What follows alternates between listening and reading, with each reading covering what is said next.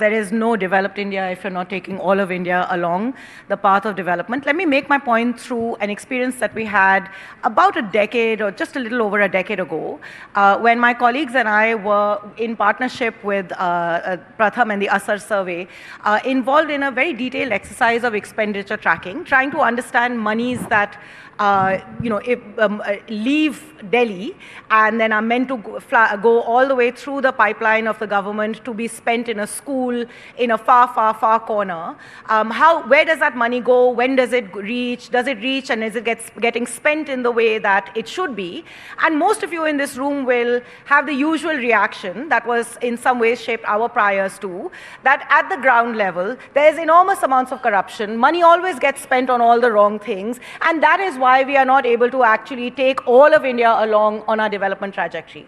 Well, when we went through this process, we found ourselves in a village in Purnia in Bihar, and it took us a good 2-3 hours to get to this particular school.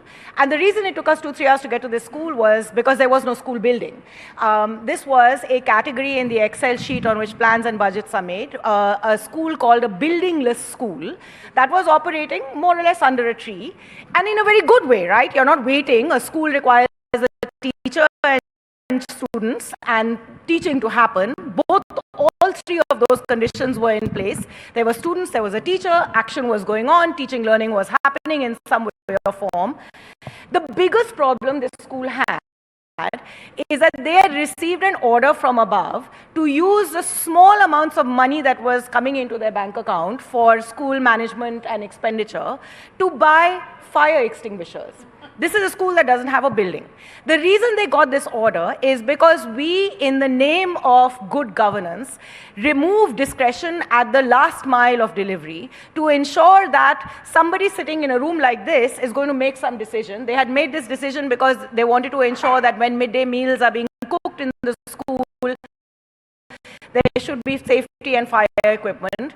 But this school couldn't cook the midday meals because it didn't have a building. So the heart of the problem is that we have a governance structure that is designed in a way that is living the imagination of places and people that are very far away from where the government action is supposed to be.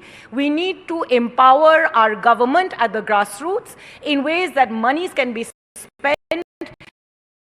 in a manner that is responsive to what is needed on the ground. That school would have been better off using the money that they had to buy extra textbooks and perhaps hire one more volunteer to ensure that those students learned. Instead, they were lumped with a fire extinguisher and a UC that ensured that the money for the next year would come.